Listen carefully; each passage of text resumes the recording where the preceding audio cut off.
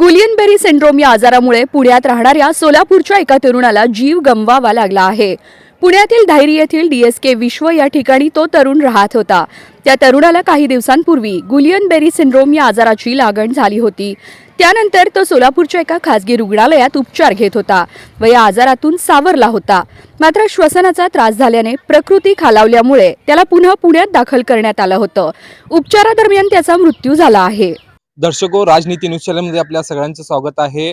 सोलापुरात जेबीएस रुग्णाचा पहिला बळी पडलेला आहे।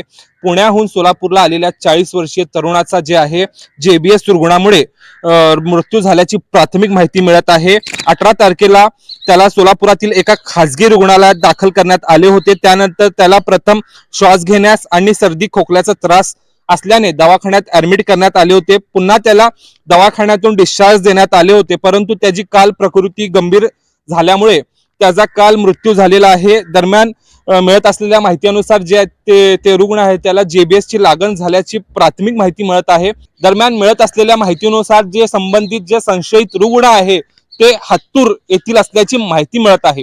राजनीती न्यूज चॅनलसाठी मी फयाज शेख, सोलापूर।